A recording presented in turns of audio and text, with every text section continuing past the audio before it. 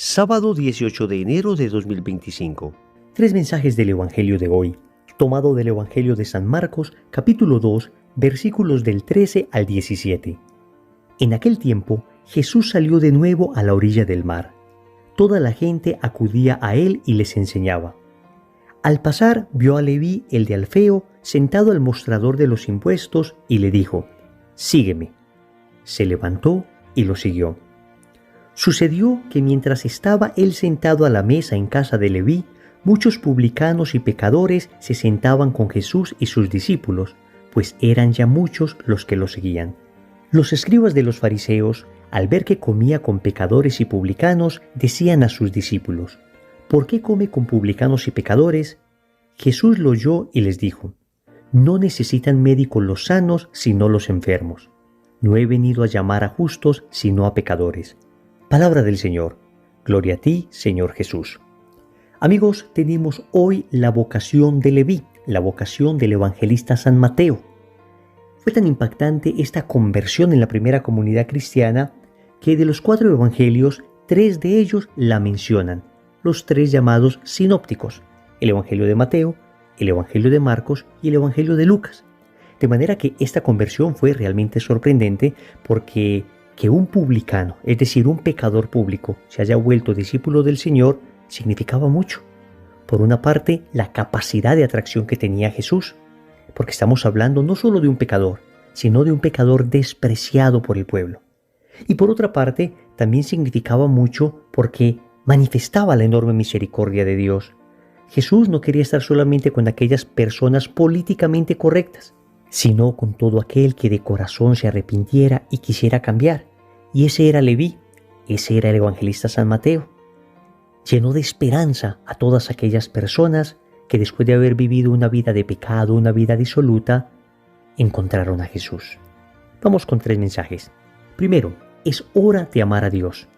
Segundo, invita a Jesús a tu casa. Tercero, ¿estás sano o enfermo? Vamos con el primer punto. Es hora de amar a Dios. El Evangelio dice que Jesús pasó y vio a Leví, el de Alfeo, sentado al mostrador de los impuestos, y le dijo: «Sígueme». También nos dice el Evangelio que se levantó y lo siguió. Amigos, sin lugar a dudas, este Leví del que nos habla el Evangelio de hoy es el mismo evangelista San Mateo, el mismo apóstol San Mateo. Hay una serie de detalles bellísimos que tiene el Evangelio sobre la conversión de Leví. Resulta que Jesús vio a Leví, y lo vio, y de tal manera traspasó la mirada de Jesús el corazón de Leví, que éste no se pudo resistir. Y entonces, cuando escuchó la voz de Jesús que lo invitó a seguirle, sin lugar a dudas, sin temor alguno, dejó todo y le siguió. Familia, estamos hablando de un publicano. Un publicano era un judío que había traicionado a su pueblo porque estaba sirviendo a la potencia extranjera que dominaba a Israel.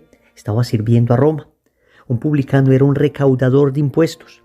Es decir, Roma oprimía a Israel y le cobraba impuestos injustos, y los encargados de recaudar esos impuestos eran otros judíos que se habían vendido a esa potencia. Eso era un publicano. Pero no solo cobraban impuestos, sino que además robaban a las personas. Además del impuesto que debían dar a Roma, ellos arbitrariamente decidían cuánto más dinero les debían dar.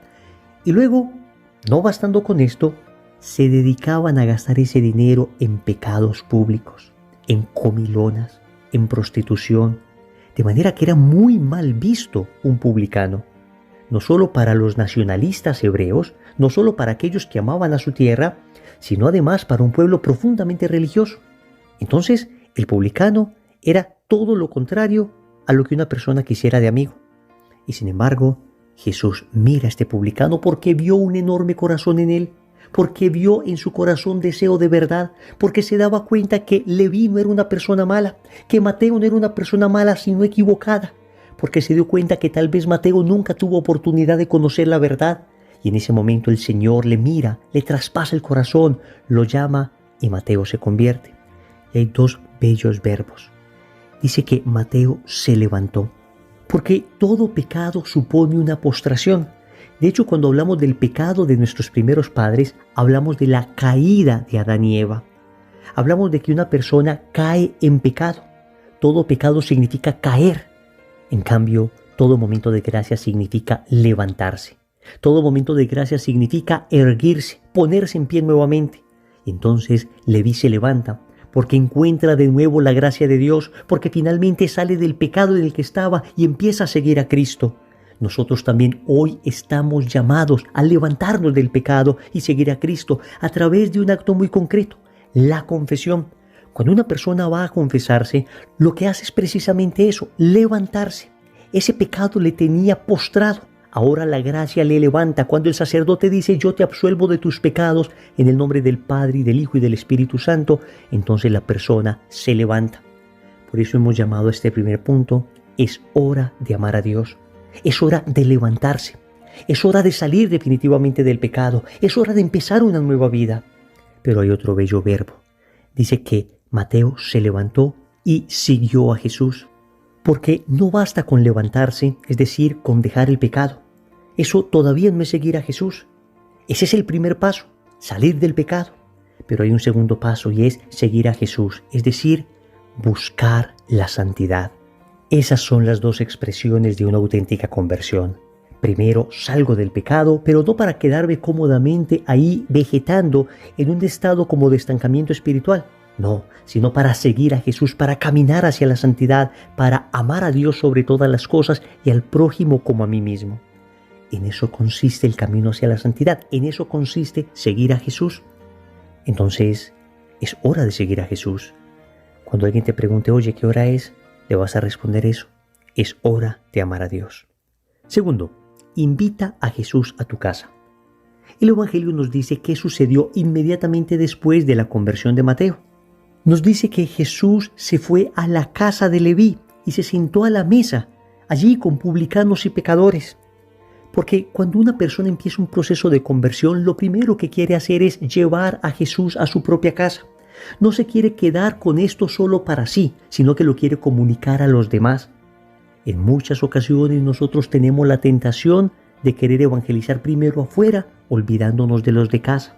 Ciertamente, implica mayor esfuerzo evangelizar a los de casa, porque ellos conocen nuestros defectos, porque ellos han crecido con nosotros y conocen nuestras faltas, conocen nuestras incoherencias. Pero el Señor nos está diciendo que hay un orden de prioridad al momento de evangelizar, y es que primero debemos intentar, por todos los medios posibles, llevar a Jesús a nuestro hogar. Ciertamente, repito, en ocasiones será más difícil por aquello que dice Jesús, nadie es profeta en su propia tierra. Pero créanme que con amor a Dios, con perseverancia, con anhelo de santidad, con mucha humildad, con mucha oración, se va logrando que la familia vaya finalmente conociendo a Cristo. Debemos estar con Él, debemos invitarlo a nuestra mesa, debemos hacerlo el huésped de nuestro hogar, más bien el dueño de nuestro hogar. Y esto es precisamente lo que expresa en el Evangelio cuando dice que Jesús estaba en la mesa. Es que uno invita a cenar solamente a las personas más cercanas. De hecho, hay un bello pasaje en el libro del Apocalipsis, en el capítulo 3, versículo 20, que habla de esto. Dice Jesús, mira que estoy a la puerta y llamo. Si alguno escucha mi voz y me abre, entraré a su casa y comeré con él y él conmigo. Hasta aquí el texto del Apocalipsis. Hay una intimidad. Es un texto que se ha estudiado mucho en la tradición espiritual de la Iglesia y nos habla precisamente de la necesidad de la intimidad con Jesús.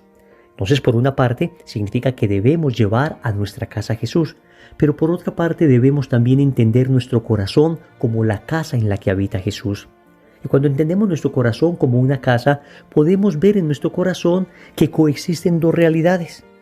Así como en la casa de Leví había publicanos y pecadores, pero también había escribas de fariseos, en nuestro corazón también coexisten estas dos realidades. Los publicanos y los pecadores representan las debilidades que queremos cambiar. Estos eran pecadores que querían transformarse y efectivamente cuando llegó Cristo se transformaron, se convirtieron. Y esto es lo que debe suceder con nuestras debilidades, con nuestras rabias, con nuestros temores, con nuestras iras, con esa tendencia que tenemos a juzgar a las personas, con esa tendencia que tenemos al placer desordenado, al poder desordenado, al tener desordenado. Todas esas debilidades están representadas en esos publicanos y pecadores. Y cuando Cristo entra, entonces todo eso se va transformando. Pero también existen dentro de nosotros los escribas de los fariseos. Los escribas eran algo así como los teólogos de la época, y parece que cada secta judía tenía sus propios escribas. Hoy el Evangelio nos habla de unos escribas que pertenecían a la secta de los fariseos, pero al parecer los saduceos y otras sectas también tenían sus propios escribas. ¿Y quiénes eran ellos?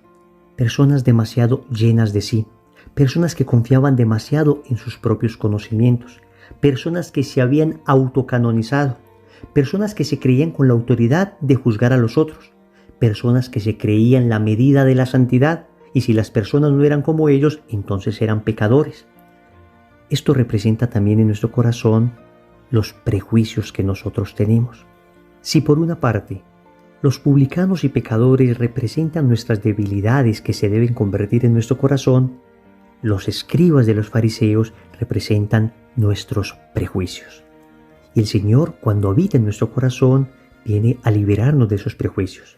Y esos prejuicios se manifiestan muy claramente con pensamientos que en ocasiones nos hacen mucho daño. Esa idea de que árbol que nace torcido jamás su tronco endereza. Esa idea de que aunque la mona se vista de seda, mona se queda. Esa idea de que nadie puede cambiar, el que nació malo muere malo.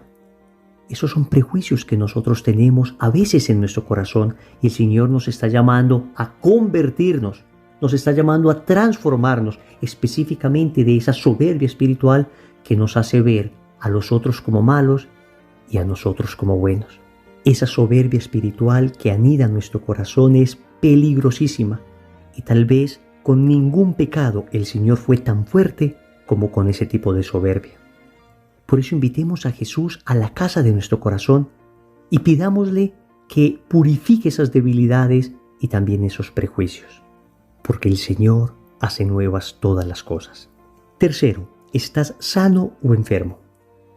El Evangelio nos dice que después de que los escribas de los fariseos criticaron la actitud de Jesús, el Señor le respondió: no necesitan médicos los sanos, sino los enfermos. No he venido a llamar a los justos, sino a los pecadores. Familia, aquí hay una enseñanza muy profunda que se une mucho con el punto anterior. Y es que a primera impresión podríamos pensar que los enfermos son los publicanos, los pecadores, y en cambio los sanos son los escribas. Pero el Señor está yendo más profundo. Recordemos la famosa parábola de la oveja perdida. Las 99 eran las obedientes, eran las buenas, y en cambio había una rebelde, una que se había ido. El Señor dice: hay más alegría en el cielo por un pecador que se convierta que por 99 justos que no necesitan convertirse. Pero si leemos bien el texto, nos damos cuenta que los realmente enfermos eran estos fariseos llenos de soberbia, llenos de sí, con un perfeccionismo que no dejaba espacio a la caridad, y fue lo que más duramente criticó el Señor. El Señor nunca dijo a las prostitutas, ni a los ladrones, ni a los asesinos, ni a los grandes pecadores, ni a los publicanos, nunca les dijo razas de víboras, nunca les dijo sepulcros blanqueados. En cambio, se trató con mucha dureza a todos aquellos que se creían muy perfectos, que se creían muy sanos. Entonces, lo que hay que entender aquí es lo siguiente: nunca podemos dejar que nuestro corazón se llene de soberbia. Ciertamente reconocer nuestro pecado. Y si por misericordia de Dios el Señor nos permite estar en pie, el Señor nos permite no caer en ciertos pecados, el Señor nos permite permanecer en estado de gracia, debemos tener mucha humildad para reconocer que es la gracia de Dios en nosotros y no nuestra propia fuerza o capacidad. De manera que esto de enfermos y sanos es bastante relativo. Ciertamente el texto apunta a decir que aquellos publicanos y pecadores están enfermos, y por supuesto Jesús es el médico de estos enfermos. Y en cambio los otros, entre comillas, están sanos, y entonces por supuesto que ellos no van a aceptar a Jesús. Pero repito, en el fondo, los verdaderamente enfermos son aquellos que creen que no necesitan de Dios. No existe mayor enfermedad que la soberbia espiritual que nos hace creer perfectos. Oremos. Amado Señor, es hora de amarte, y yo solo no puedo hacerlo. Soy incapaz, necesito de la fuerza de tu Espíritu. Por eso te suplico que descienda sobre mí, que ensanche mi corazón y me dé la capacidad de levantarme del pecado y de ir en búsqueda de la santidad, de seguirte, de amarte sobre todas las cosas. Por esto, Señor, te invito a la casa de mi corazón y te suplico que habites en él, no solo como huésped, sino como el dueño de casa, para que en las decisiones de mi vida brille siempre tu santa y divina voluntad. Finalmente, te quiero pedir que me liberes de todo tipo de soberbia espiritual, que me liberes de erigirme a mí como modelo de santidad para otras personas, que me liberes de creerme virtuoso, de creerme santo, de creerme perfecto y de faltar a la misericordia con las otras personas. Yo, Señor, reconozco mi fragilidad y me esforzaré por permanecer en gracia, pero siempre estaré agradecido porque será tu fuerza en mí y no mi propia capacidad.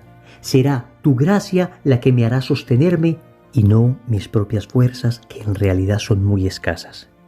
Señor, dame lo que me pides y pídeme lo que quieras. Amén. Recordemos entonces, primero, es hora de amar a Dios. Segundo, invita a Jesús a tu casa. Tercero, ¿estás sano o enfermo? Compromiso. En el rosario de hoy vamos a pedirle al Señor la gracia de ser liberados de toda soberbia espiritual. En el nombre del Padre, y del Hijo, y del Espíritu Santo. Amén.